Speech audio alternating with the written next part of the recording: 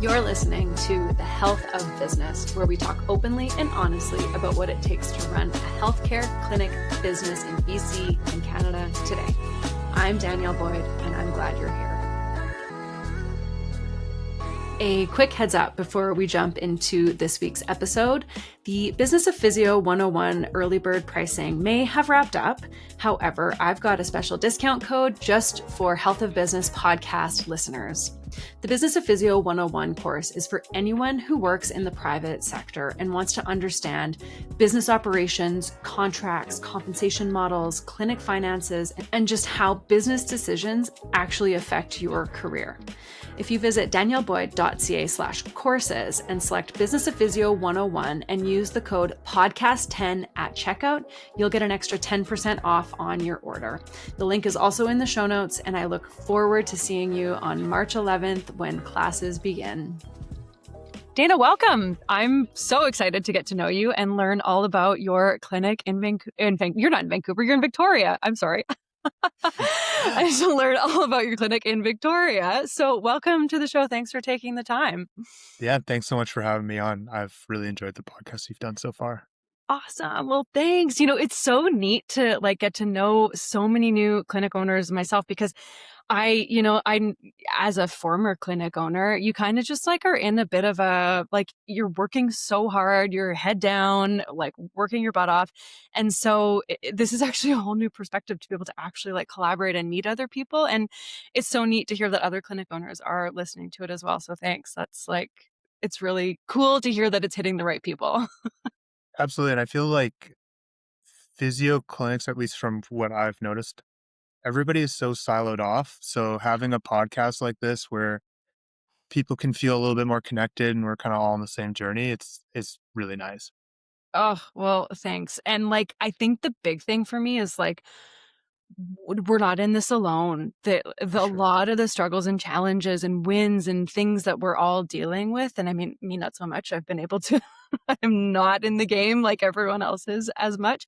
But it's nice to know that we're not alone. There's other people who are experiencing a lot of the same challenges and wins and awesome, great experiences and not so great experiences. So, yeah, I'm really excited to hear about your journey. So with that, can you give us just to begin with a bit of your origin story? Where did you go to school? How did you become a physio? And, what your kind of career has looked like up to the opening of your clinic Pursuit in Victoria. Absolutely. I think I would assume a lot of people going to physio actually was a workaround from an intention to go into medicine. Yep.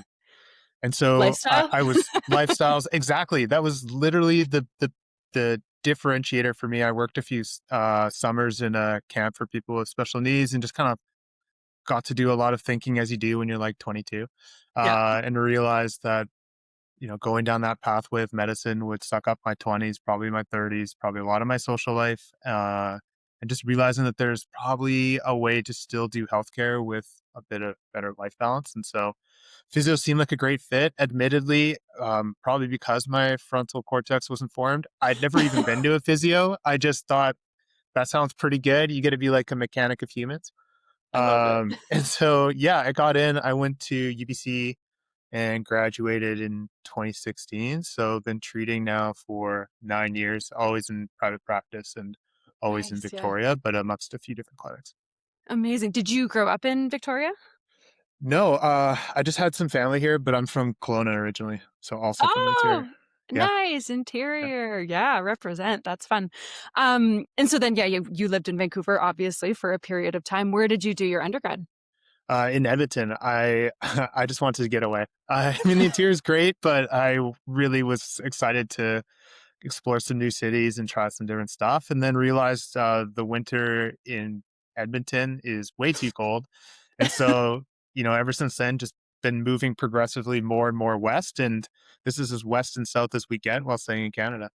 Yeah, and you get some of the best weather in the province. I mean, I guess you get Yeah. a fair amount of rain, but not nearly as much as we did in Vancouver. So I'm sure you found a Yeah, great place. totally. You know what? I was miserable in Edmonton where it was beautiful out, but minus 40, and I would just be stay cooped inside. So I'm thrilled for it to be gray and for me to still be outside every day.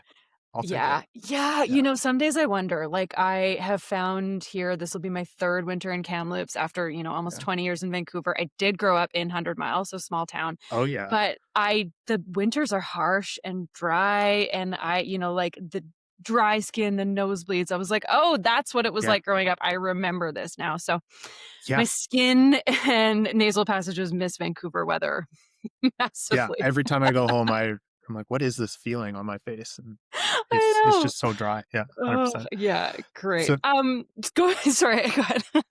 yeah, so ever since then I've been in Victoria, but Mm, I think it's got like the right it's the same size as Kelowna. Still yeah, kind of that like smaller town feel, which is nice, especially in physio where it's like so community oriented.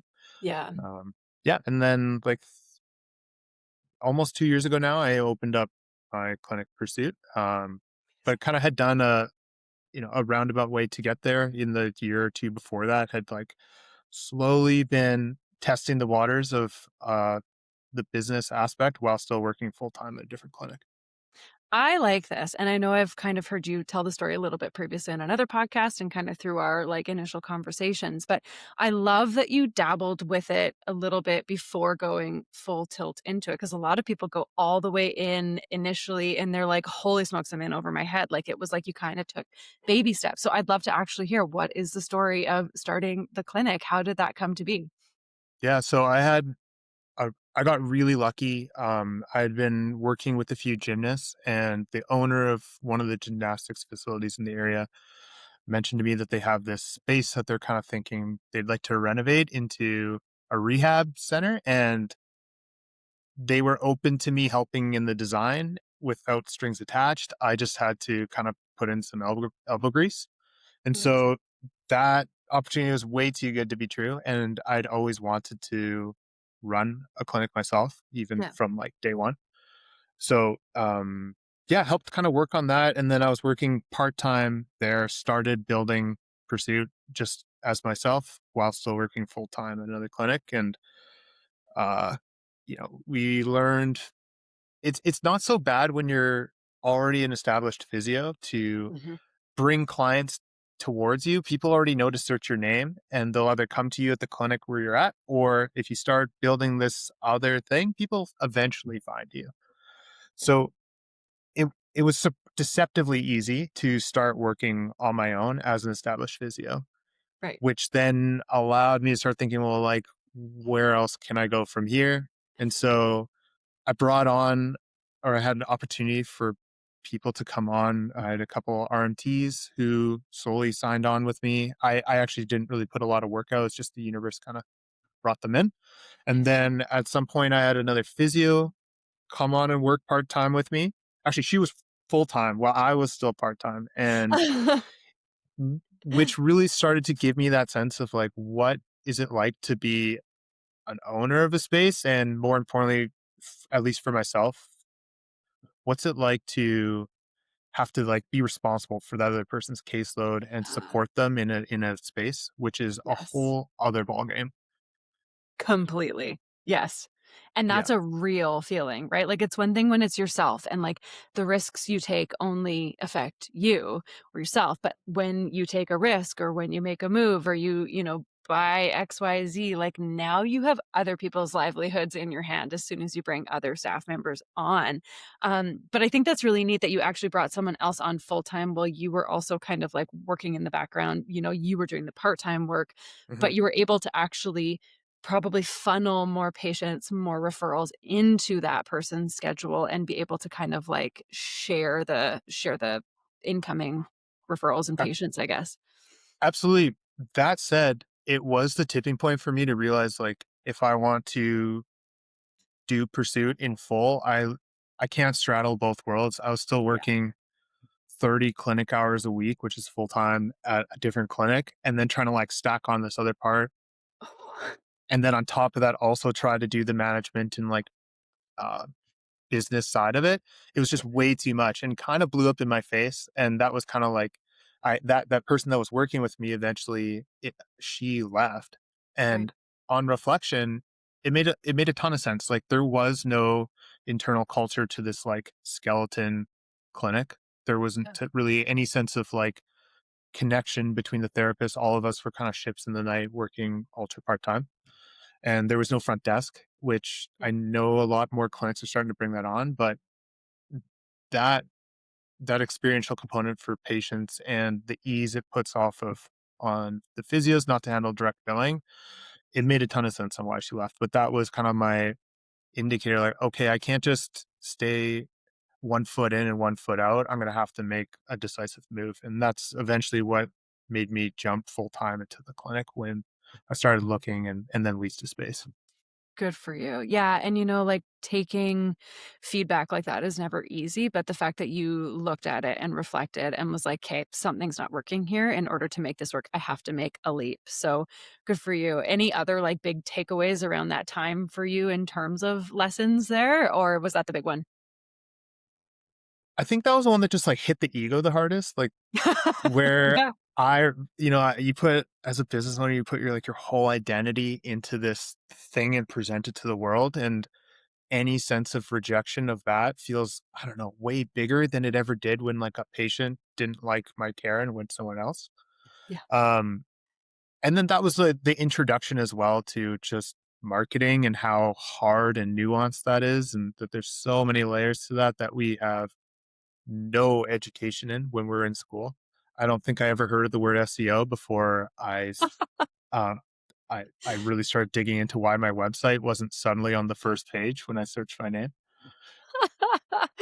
Totally, right? And, like, we don't learn anything business-wise in school, let alone marketing, branding. Like, we don't know, like, what cash flow is, what a profit and loss statement is, like, who to hire. Like, we don't learn any of that stuff, which is, I mean, like, Mhm. I get it. They have to jam pack so much stuff into our curriculum, but a lot of us are getting sent out into the world as, sole proprietors, independent contract. Like, a lot of us are going out there as, many people don't just go into an employee role. So we're not learning a lot of this stuff. So much of it is like trial and error and zigzagging all the way around. So sounds like you learned a lot in that process.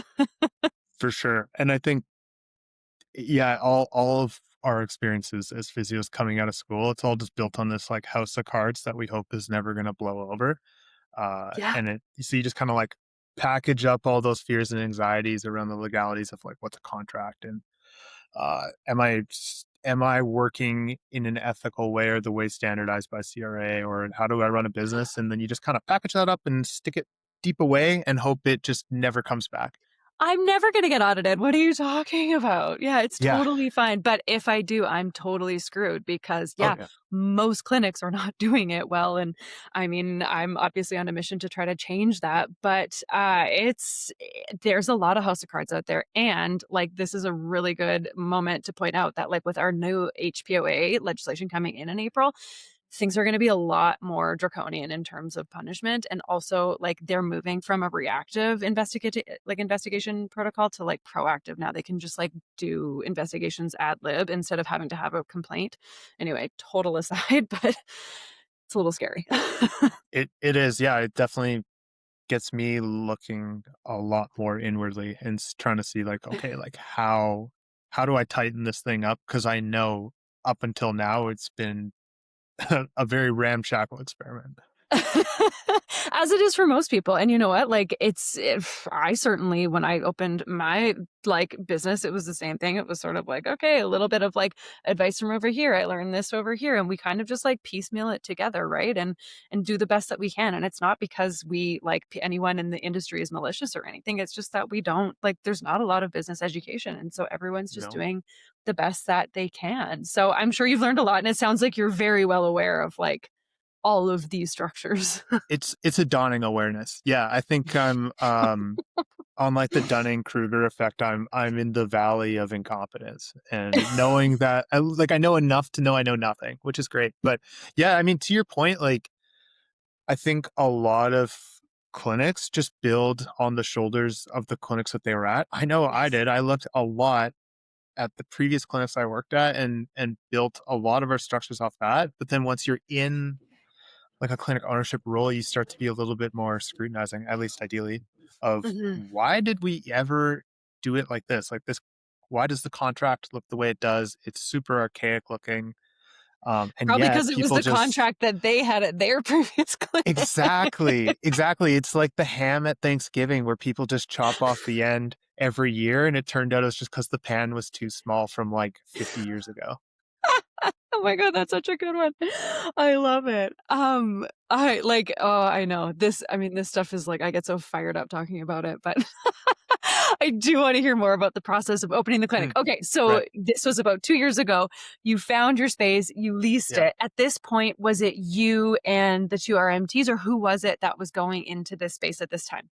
Yeah. So it was myself and two part-time RMTs, and that was it. And I leased the space like 2 or 3 months before I got possession. I think I was out of the country and signed the lease. I had no idea what I was doing.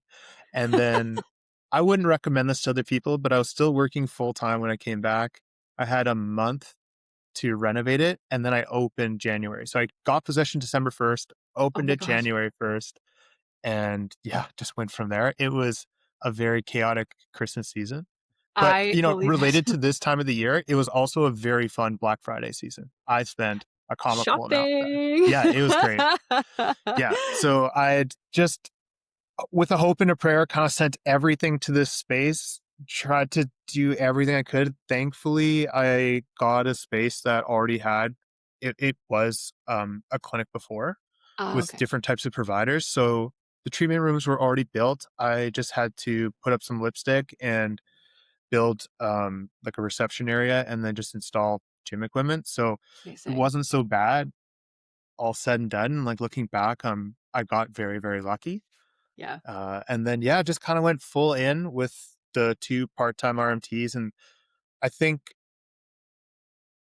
I couldn't imagine trying to just start up completely cold because I already built out our website and we'd already had our Jane systems going. I'd already had a payment system going from the previous place. So within that first year, it was kind of just establishing new practices, trying to make it more legit, yeah, build out an admin manual, practice my hand at managing admin, and um, slowly, very slowly adding on practitioners. So we added like our Cairo in the spring of that year, which was a whole learning curve for me. And yeah, then we didn't even hire our first physios until the like December of 2024.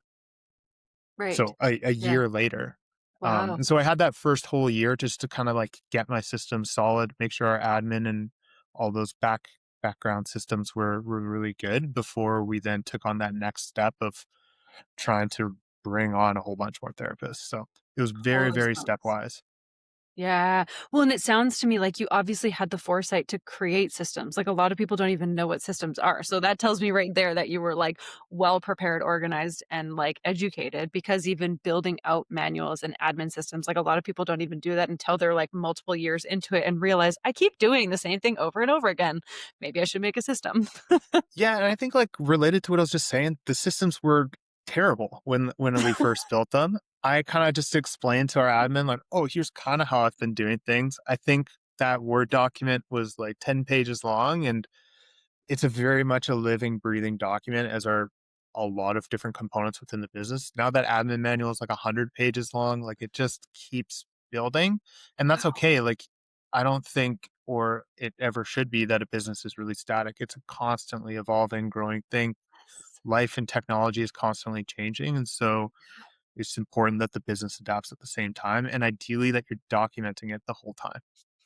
Yes. Oh my gosh, like, you've nailed it. I think that's just it, like, treating the business like a living, breathing organism, like, you have to feed it, you have to look after it, you have to, like, discipline it sometimes, like, it is this thing that is constantly evolving and changing, and, like, new policies need to go into place, you need to refine a system, you need to add XYZ to like, it's constantly moving and you have to continue to nurture it in a way that allows it to grow in a healthy, sustainable mechanism, and like we said before, it's not always sustainable, but we do our best.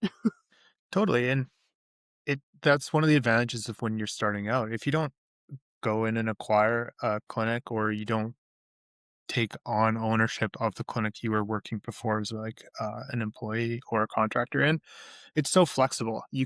I can turn on a dime anytime I want, at least certainly in those earlier days, and certainly when there was less clinicians. Yeah. Now it's starting to get a little bit harder. I can feel those that friction already starting to build Mm, anytime I make a change because now it affects a lot more people. yes. So I'm like really grateful that that first year, we just my only goal was like, can I keep my head above water?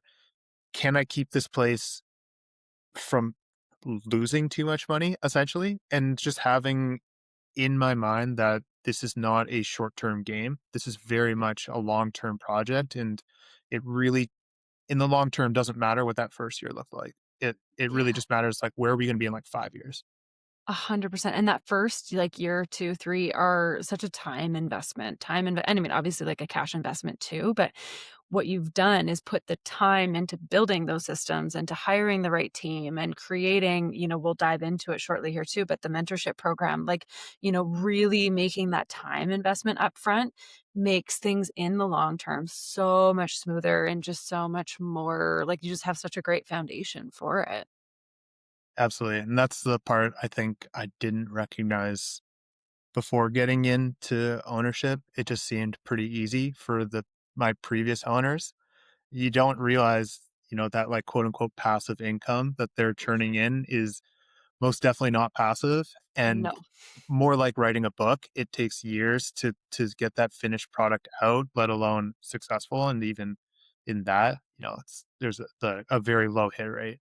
Yeah, I don't think I've met a clinic owner yet who's like, "Oh, this is easy," or who doesn't say, I had no idea as a clinician how hard my clinic owner was working. Like Yeah, I was always the clinician who was like, I'm doing so much training, I'm putting so much energy, I'm a good clinician, like I should get a higher fee split. Like meanwhile, I had no idea what was happening in the background. And like, I mean, that's not to say it was perfect or whatever, but I have so much more understanding and respect for not only the work they're putting in, but it's just like it's the rumination constantly, right? Like the thinking, like you just can't turn it off. You lie in bed at no, night and think about things, or you bust your notebook out and you like write down a to-do list because something's weighing on your mind. Like, you're driving to work and you're literally like, oh, I need to remember to do this, or like, am I well enough? And like, it's the mental capacity that it occupies, I think, that is like actually the hardest part of it.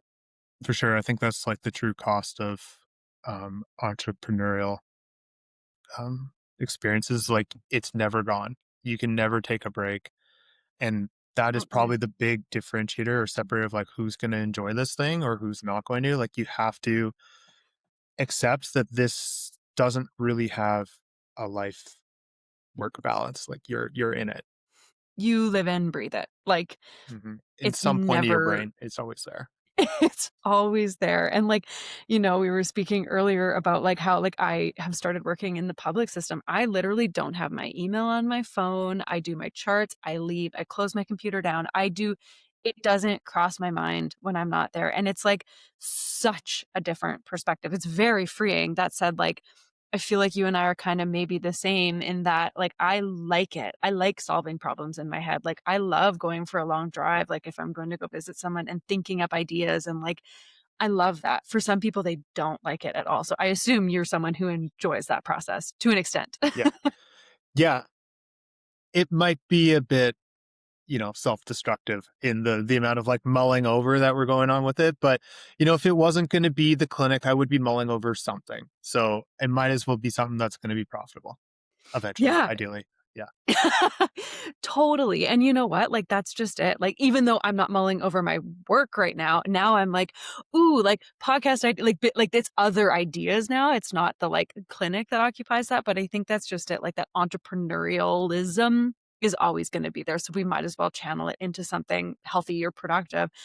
The one thing I have to say I've learned massively, like, since losing the clinic or having it, pivot massively after the Pacific Blue Cross episode of 2023, is that I've had to really learn to, like, detach my self-worth from it because I got real depressed and, like, it was really not good, and I had, like, felt like a failure and all of this stuff, which is, like, I had 0 control over the fact that Pacific Blue Cross stopped covering PTSW stuff, yet I had assigned so much of my self-worth to being a business owner, and so I've had to really do a lot of work in the last little while of being like, if a business doesn't work out, it doesn't mean I am, an unworthy person or I am a failure. It just means this is really disappointing. I would have really liked to it to have worked. And I'm also still like not a failure. So that's been a big learning piece for me. I'm not sure how you feel about it that way. Totally. I think that's just one of the downsides of Western cultures. We just so strongly identify with our profession and whatever that happens to be. And I think that's also why we see, I think it's more common in men when they like retire that their health just plummets because they lose that core part of their identity and then they're left not really knowing where they exist in the world. 100%. Whoa. Yeah. It's so true. Hey. Yeah. So I think that's Mhm. like, it is healthy to recognize that that's a thing, and I mean, it's not the easiest thing to untangle, but yeah, I think it's something that, a lot of clinic owners identify as a clinic owner or a business owner, and, it is really important to make sure that, like, if this thing were to go away, will I still be, in my worth and not feel like a total failure? I mean, obviously, there's lessons and components, and it's a moving part, but yeah.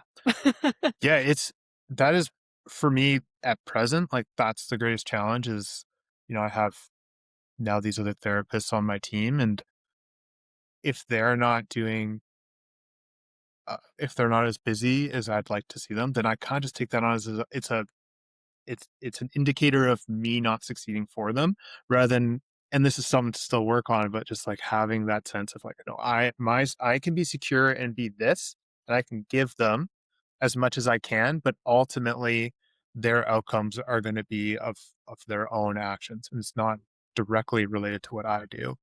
Absolutely. There is a healthy balance there for sure. And it also kind of depends on like, are your staff members contractors or employees too? Because there's also like that component of it that affects marketing and scheduling. Yeah, and as you know, so they're contractors, but as you Yeah. know, that line of contractors and more importantly, maybe the expectation of contractors for what the clinic is going to offer Hmm.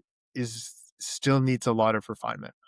And so Yeah. there's still this expectation that they're going to be busy as a product of the clinic marketing for them, Yeah. even though they should know at this point that no, if you're a contractor, you're just kind of renting the space. Exactly, right? And I think that's where the schools probably need to do a little bit better job of preparing the students when they come out so that they understand that if they're going to be a contractor, like what the expectations are of them, or at least what they can expect of a clinic. So I do think that there is a little bit of education that probably falls on the schools from that, but that's maybe just my opinion. Just one of a few things. Yeah.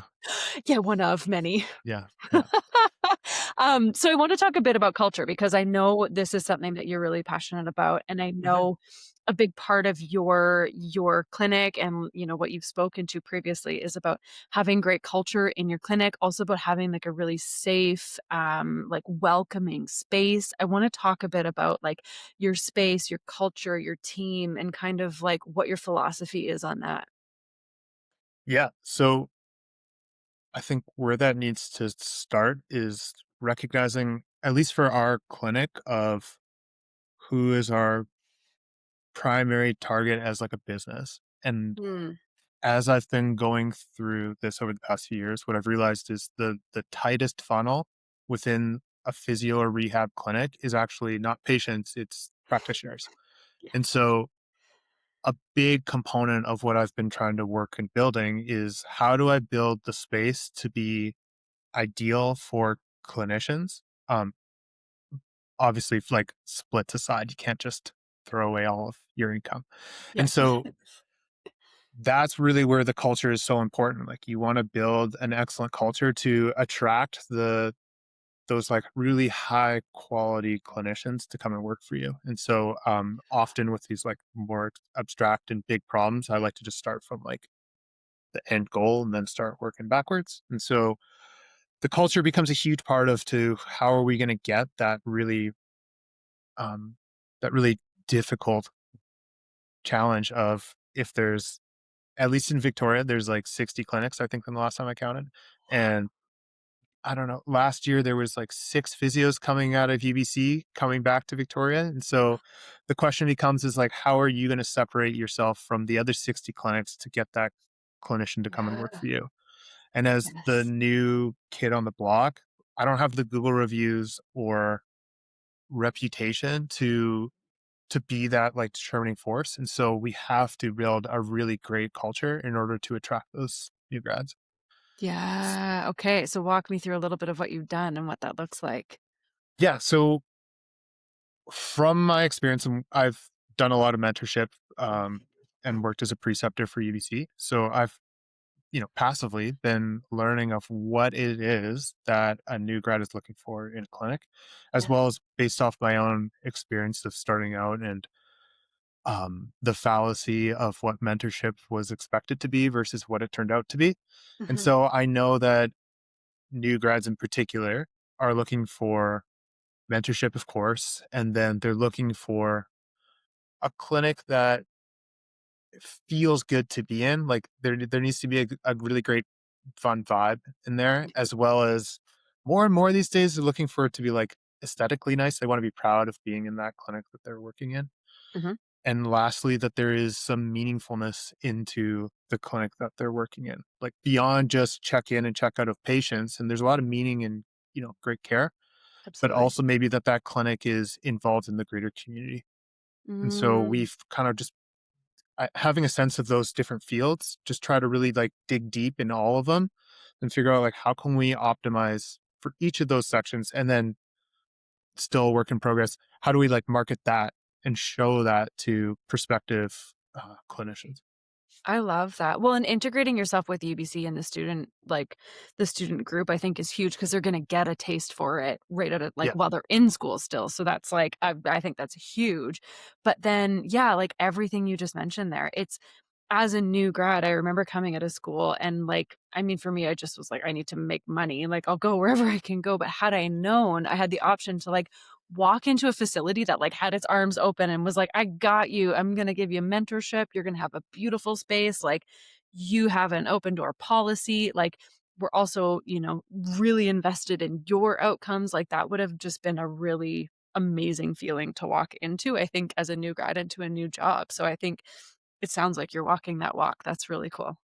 Trying to, yeah. And to that point, like, I think we all feel that insecurity of coming out of school and having to present ourselves to a clinic.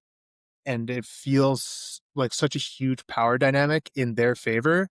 And yet in reality, it's actually reversed. Like those new grads have the upper hand by a significant margin. They just don't really realize that. Yeah. They can go any clinic. Every clinic is probably hiring. And if It's they're a therapist market. it's a therapist market. And so if you have the qualities that you think this clinic is going to be seeking, and you can kind of tell that from their website and their social media, Mhm. you can go and they will play it cool, but they will be like aggressively trying to get you to sign on, which I had no idea. I was like Yeah, yourself. I just wanted to make some money. And so I just kind of searched up clinics and looked, well, this one's busy. yeah, I'll just go here. exactly. Yeah. I Yeah. wish I knew and, like, maybe back in 2014 when I was job shopping, like, I don't think it was quite the market it is now, like, there are a No. lot more clinics out there that people can work at. But, like, I had no idea the upper hand that I had as a therapist and how badly clinics wanted me. I kinda just went to the first place that offered me a job because I was like, "That sounds great. It's a full caseload, easy, great, like, sorted." But yeah, I think if I had known there was and it wasn't even necessarily about the money, it's right, it's the culture, it's the, like, really fitting in, feeling welcome, and, that component of it. I'm curious too, you've talked about the, community involvement. What specifically does that look like for Pursuit? It's a ongoing thing that we're playing with. So I try to I'm a pretty visual person, so a lot of these things I've like mapped out on like Canva to have like a better sense of what we're trying to do. And so from a community perspective, I kind of think of it from like the local community that we actually serve to our physio community, like Mhm. the physio community within Victoria and ideally beyond, as Yeah, well as just environmental. And yeah. so from our local community, we try and do a few outreach events a year. So we do like the post massage care thing at the TC10K, which is a big run in Victoria. And we just Amazing. like offer a lot of these things for free. Yeah. So we did that. And we've recently partnered with the Victoria Native and Friendship Center. We Oh, offer nice. that community, we just have a free physio and massage day, like once a month, and just no strings attached. We don't really check to see if they're actually part of that community. We just offer care. Yeah. Um, we do some like beach cleanups. We do a few different things, and it's like constantly evolving. We did a run group Yeah. or a run club in preparation for the marathon here in the fall. So I have lots of ideas, and I'm happy to do some of it. But what's more important is like what do the clinicians want to do? Where are their Mhm. interests, and how can I help to Mhm. support them in that? And Mm. so, yeah, it's been fun, and I think all of us got into healthcare because we wanted to help people. And at some point along the way, the realities tell us that we need to just make money, and Yeah. we get lost very quickly. And I've seen that little virus take off in clinics before. And so, Oh, yeah. keeping this sense of community is so important, and just making sure that the clinic is overall standing for something more than just make money. Yeah. I love that, and you're right, that's gonna attract the right person too. It's also gonna attract the right clientele, and yeah, I think that's really it's really valuable because 'cause you're right, like, some clinics, some people get that, like, "Ooh, there is a little, like, profitability here, let's, like, latch on to that," and then you totally lose sight of what you're doing, and you overtreat, and you don't support, and yeah, it's just not healthy. For sure, the first clinic I worked at, it became all about PVAs who made the most per, 2-week block or whatever, and it's gone at that point. Nobody's really thinking about what's, like, the best quality care. We're just thinking, "How do we get enough patients in the door to Yeah. make a big check?" Which is really sad. 100%, and that's why, like, I don't really love measuring clinics by, like, all the traditional KPIs, like how many new patients, like, like, utilize like, I don't like, those are important metrics to understand, but I think impact is a way more, like, important thing to really which is not really as measurable, obviously, but I think it's a way more valuable measuring stick to use.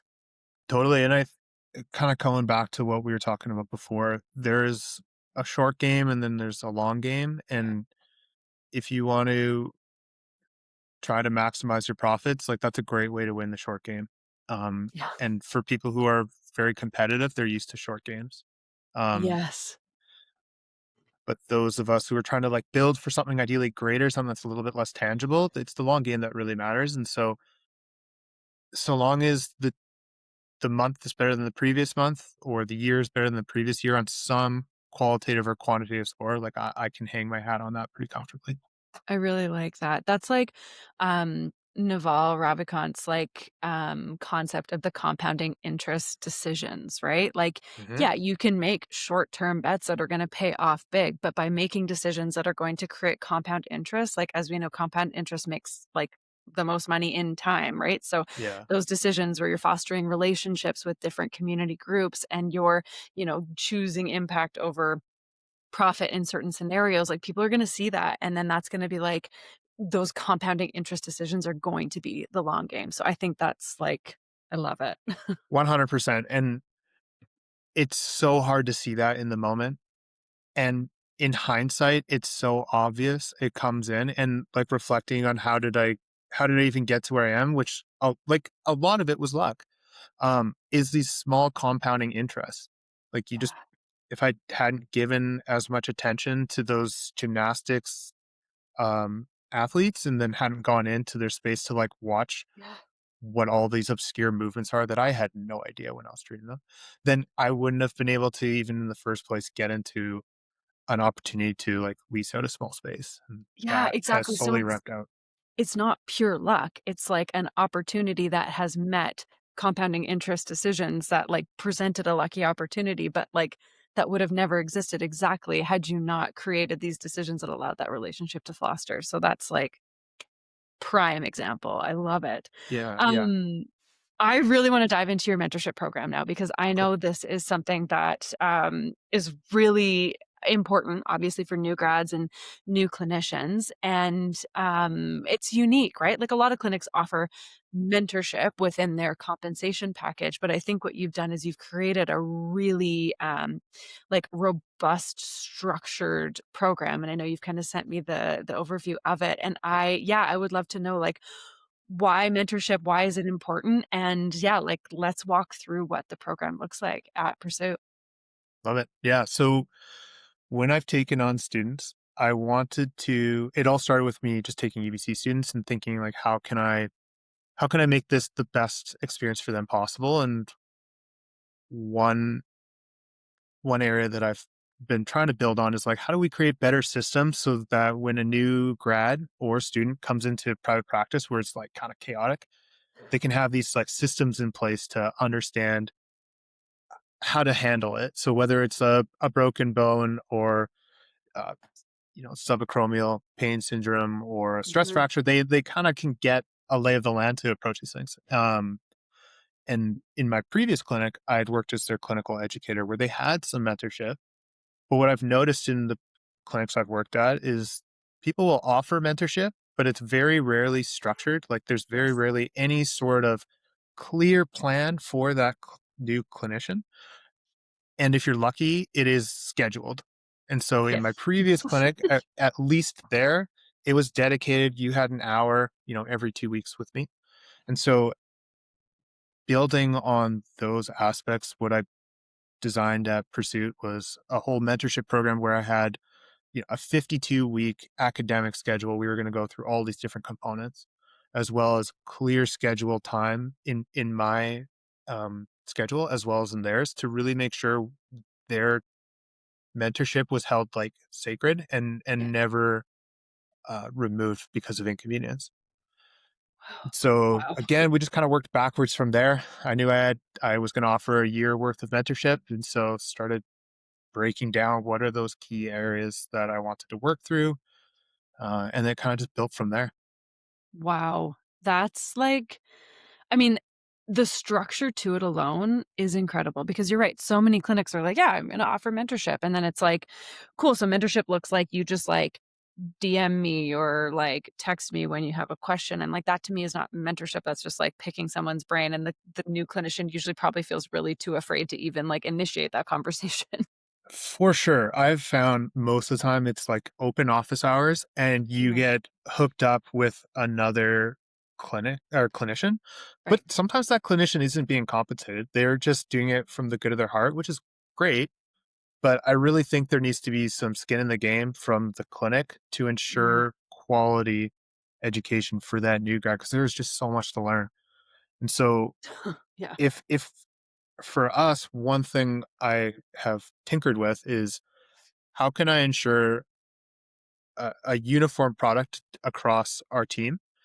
One thing that always irked me was different clinicians within one team would use very different language, and in Yeah. some times it would be uh, totally against what the other person would say. And so, having a really clear and strong mentorship program has allowed me to ensure equality across all of our clinicians and ensure that everybody feels like they're part of the same group and they're reading the same material. So it's been a Mhm. really nice way to ensure everybody's on the same playing field with it. And for me, it's fun. It keeps me ahead of the game from a research perspective. 'Cause it's so easy to Totally. go weeks without reading stuff, but like now I have people dependent on me. And so it's great. Each Yes. week I have time allocated to myself to like catch up on new articles and what are we going to be talking about this week and how can I present that in a way that's going to be simplistic enough to capture and with enough depth that they can really knock it out of the park when that next patient comes in.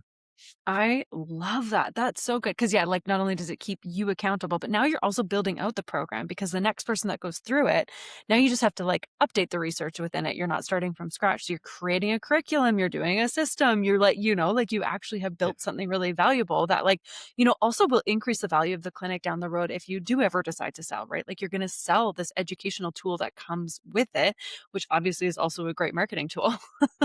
Yeah, it's not different from an admin manual, right? That thing started at 10 pages, was super janky, and every problem that comes up, we just are reiterating it. And so we're just finishing. Last year, I had 2 new grads start up, which was ambitious of me to try and do that. But we're finishing up our first year, and so I have another new grad who started with us just this past month, and Okay. it's sweet. I get to go back to the original material and start all over again and see even just from a year ago how how terrible the material was that I had originally had, and now I can like edit and revise it, and hopefully in years to come, there's less significant edits to do. But it's been actually kind of fun, and it keeps me invested, and it makes me have a lot more passion for what I'm doing because I'm just like in Yeah. it as much. I can like nerd out over certain data to patients if even if they don't want to hear it. Yeah, it's Get good. to flex a little bit when you need That's right. to. That's right. But also see how far you've come. Like, how Yeah. cool that, like, you look back and you're like, "Whoa, that is a bit janky," but you're like, "Okay, so clearly I've evolved a lot in this time," and that's also Yeah, really cool. it's so fun. Kind of. And so yeah, it's a good balance. I love that. That's super cool. Okay, so you're doing it more like an evidence-based, like, kind of like educational manual. I love that because I found coming out of school, we obviously, like, we learned how to palpate and kinda like how to diagnose, but, like, we didn't really learn how to treat, right? Like, we learned how to figure, okay, yeah, like, your Hawkins-Kennedy is positive. Yeah, you've probably got that subacromial impingement. Great. Like, now what? Like, there was no framework within which to treat. So it sounds like what you've done is you've taken all these things and, like, provided that framework, which is invaluable. Yeah, and one of my gripes with the programming is a lot of that material that we're learning in school is like 20 years out of date. And so it's great to build a system for which people to, latch on these like little bits that they've picked up through Mhm. those couple courses we took in our second year. Yeah. And then it's a whole other level to also show people like, okay, here's the data over the past few years, and here's the research papers. Now actually go and read them. And so what I'm also doing through this is trying to develop their skill for truly being evidence based, starting Mhm. to read their own research and hopefully realize it's very approachable to pick Yeah. up a paper and kind of skim through it and find the practical application. Yeah, that was terrifying. Like, I was like, "I don't know Yeah, what to do. What it like," yes, I took stats, yeah, I did, but I was like, what does it mean?" Like, and went and just took a whole bunch of courses and stuff because I needed that framework, but I mhm, think it's daunting. Like, it's really, really daunting, and I think it takes the right person, and it also takes a lot of patience to be able to sift through a lot of that information because sometimes it just, like, is overwhelming to even, like, start to look for it. So I use the PABC librarian often. I'm like, "Help it's me, great. please." Yeah, But it I sounds like I you have nagged obviously the enjoy it. librarians. Totally, Yeah. I've nagged Terry a lot before I found other hacks to like source papers. And yeah, the other thing I've learned is the students that come out of whatever university, they're highly, highly influenced by the CSAs that work with them, Mm. and Mhm. that can be great, but there can be a very specific bias to the way that they're treating. Mhm. And so for me, a big part to mentorship is trying to reinstill like there can be a lot of fun in the assessment. It's not as mechanical and precise, at least from my biases, as sometimes we are led to believe. And so just trying to like bring it back that it's okay to be unsure of what the specific diagnosis is. Mhm. I'll be when I'm doing mentorship, I'll just talk about it in very vague terms. I'm like, yeah, it sounds kind of bony. Without Yeah. talking about what bone it is, it doesn't matter. It seems jointy. We're just going to Yeah. do jointy stuff to that Yeah. particular thing, and we'll kind of like stumble our way through it. Totally, and get the feedback from the patient. Is it working? Is it Yeah, not? Like, yeah, exactly, like trial and error. at least in my experience, physio is very iterative as well. We do some stuff, we see if it makes their problem a little better, and Yep. then we keep doing new stuff or keep doing the same stuff because it was already working. And like business is the exact same. Yeah, it's so funny you say that. Like, I know, like in consulting, and like I know also like our mutual colleague, Andrea Mendoza, like she and I have had conversations around this. Like, I use literally, and she does too, like the SOAP formula when I'm assessing a business. Like, I would literally be like, okay, what are your subjective problems? What do you feel? Like, what's happening here? Great. Let's look at your structure. Let's look at the objective, like the things that are happening here. Okay, now we can kind of formulate a bit of like an analysis or diagnosis or whatever, and now treatment plan for your business. And it's literally the same. Like, the parallels are never ending. It's Like, just the scientific method, which in itself is just a way to be kind of rational. Yeah. literally. And it's like actually such a beautiful way of looking at like many things in life, right? Like, getting the subjective to the objective, analyzing, putting all the data together, and then creating a plan. Like, you can tackle most of life's problems using that methodology, so Mhm. I really like it. Yeah, and so the feedback from our mentorship plan, now that we're, like, almost done the first year, is that they're feeling confident to approach any issue and knowing that even if they don't know the specific exact issue that's at hand, they can Mhm, figure it out. And like that component is really all I expect for people 1 year into practice. I just need them to have a sense, like a true sense that they can figure it out rather than these like false egos. I think we see a lot in physio that they are an mhm, expert and know exactly what it is. mhm. That's very rarely the case. We don't have x-ray vision. And so it's Yeah. okay to just kind of slowly nudge your way through. I can't tell you the number of times, even now, like, almost 12 years into practice, like, I'll send someone for an X-ray because I'm like, "You feel like you've got some, like, massive OA in this joint," and then the X-ray will come back clear, and you're like, "Well, guess that's not the case," right? Like, Yeah, it's never like, things behave differently. Everyone's nervous system is different. it's Everyone's, the best like, part. trauma history is different, and you're like, "We just do our best and use the tools we have and Mhm. hopefully keep them evidence-based." Yeah, and this whole job is really a blend of science and the art of it, right? And like, so we try to really instill that. Like, here's the research on a global population group of this particular issue, let's say athletic low back pain, Yeah. like a spondylolysis. And then here's a whole bunch of exceptions, and here's all the things that are going to go awry because people are very individualistic and it can be contextual off of their background, their belief systems, their social life, the other aspects of their health. There's just so much. And so at the end of the day, you can know everything there is in a textbook and you'll maybe help 50% of those patients because you really just Exactly. need to be able to engage with them and have all those soft skills that are like honestly way more important than any technical skill ever will be. You know, I feel like half the time people feel better when they just have the opportunity to sit in your office and share their story and feel validated. You know, like Yeah, sometimes that just like brings their like anxieties and stresses and nervous system like jacked upness down several notches that like they actually just feel better from like a general perspective. And then yeah, like whatever you do from a manual therapy or exercise perspective, like sure, like that's probably going to help, but really at the end of the day, the ability to just share from a non-judgmental space and, like, feel validated is actually probably the most valuable treatment we can offer. totally. And that's like a whole section in the mentorship stuff we do, right? We're just talking about like therapeutic alliance, how to do motivational interviewing, how to have open body language, how should you set up the room in a way that's going to like neuromodulate the person. Yeah. Every single one of those components is so important. Even just like how the front desk is done is Yes. probably going to affect the patient's outcome by Yeah. like 20% or more. Right? And, like, lighting in the space, like, how hard Yeah. are the chairs they're sitting on? Like, Yeah. you know, like, I know we were just talking about how we both listened to, like, the episode with Meg, and, like, the space itself is either regulating or dysregulating. Like, if you walk into an office and it's metallic and, like, bright, gross, bluey lights and there's no windows or plants and you just feel so sterile, like, you're immediately kinda like, "Ugh, like, I don't feel safe in here," right? Like, so I Yeah. assume that was a part of, like, your design process in the new clinic as well, because you sound very aware of this.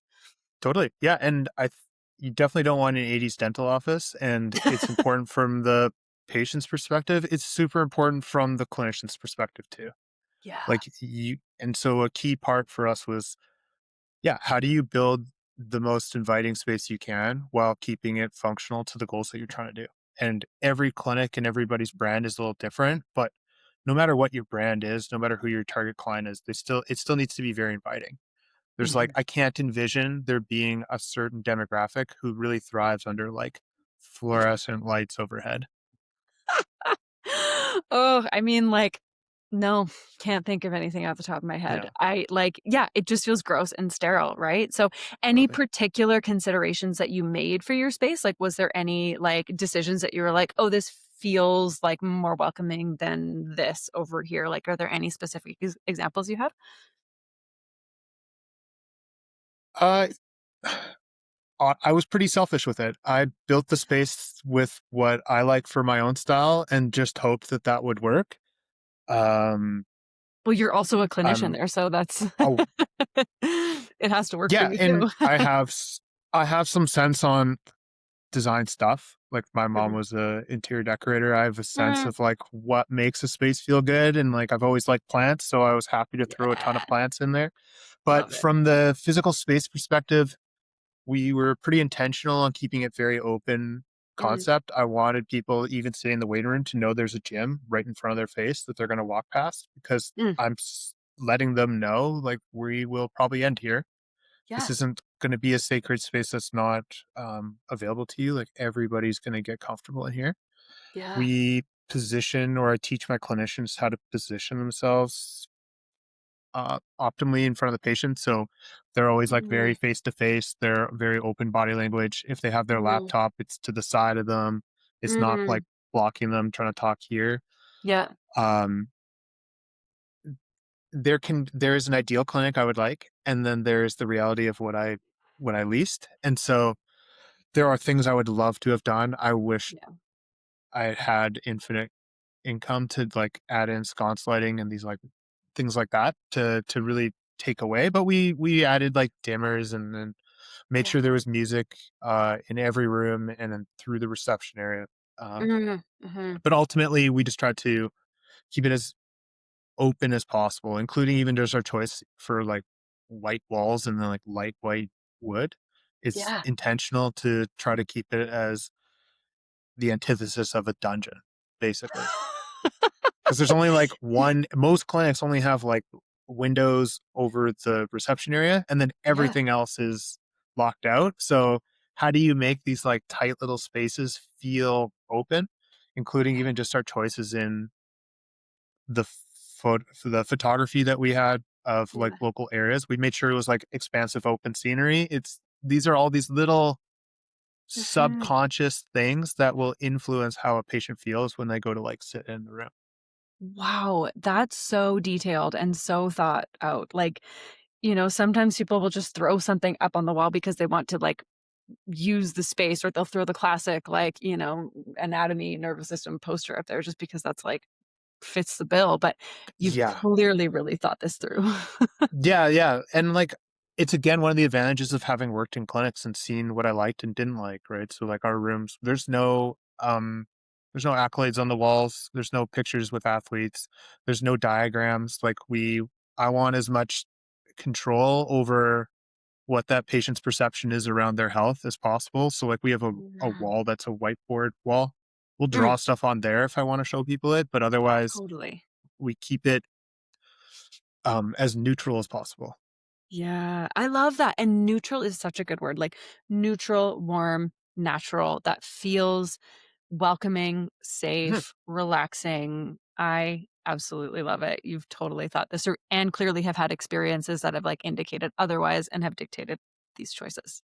Yeah, and I think again, every brand will be different. For us, or for myself, what I would prefer to highlight are the clinicians in the space and like the style in which we treat.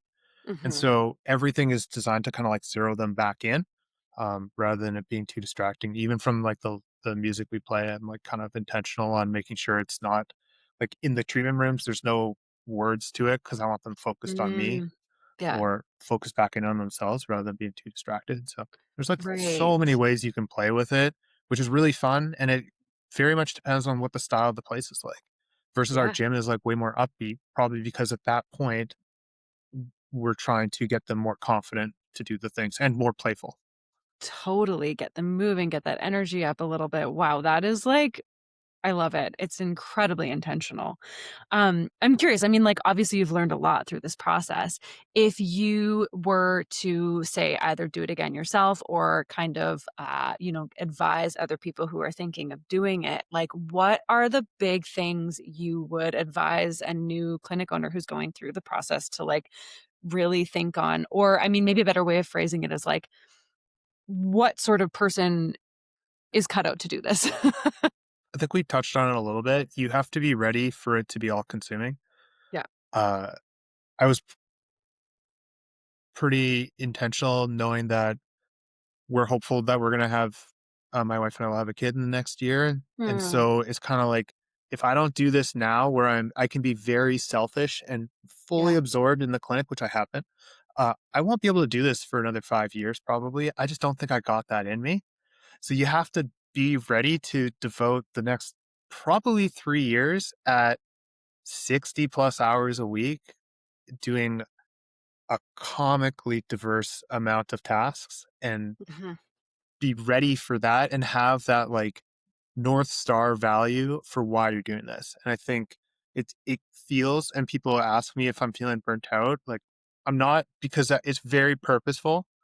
It's mm, when the forced work is aimless or not in align with your values, that's when I feel burnout really kicks in.